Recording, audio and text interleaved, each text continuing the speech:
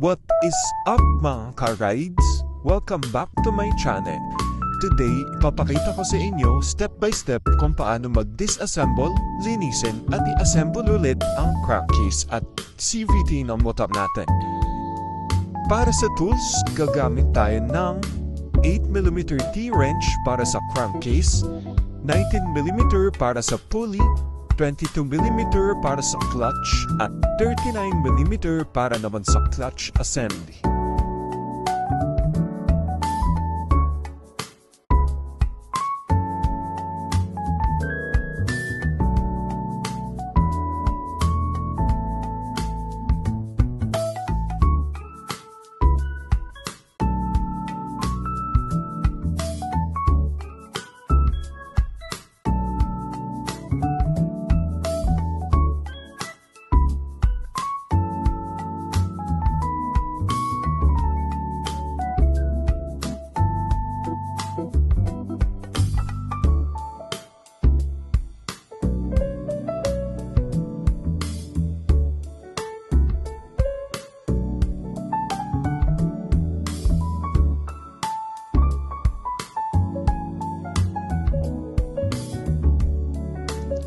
Sa cleaning part naman, simple lang, gas at dishwashing liquid lang ang gamit ko kasi masyadong matapang ang degreaser.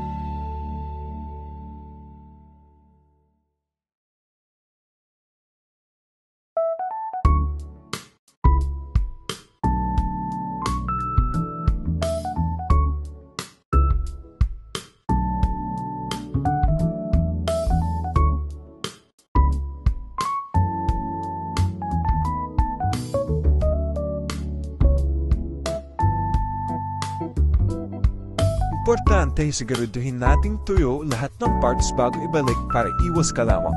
Ang gamit ko dito ay blower at tissue para sure na dry. Pagdating sa assembling, naglalagay ako ng high temp grease sa torque at iba pang parts na kailangan para hindi agad matunaw. Tinanggal ko na rin ang 5mm washer kasi masyado siyang nakakapagpag sa belt.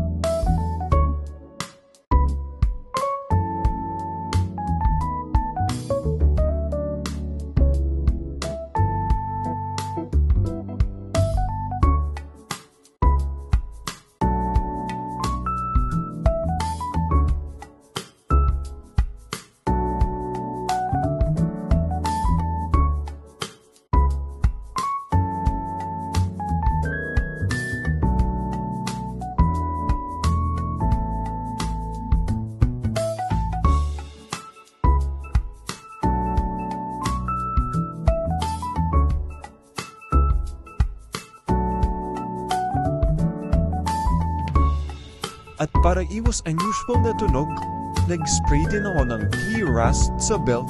Baka kasi minsan tuyot lang kaya may kakaibang ingay. Guys, sana may natutunan kayo sa aking vlog. And for more videos, please click like and subscribe.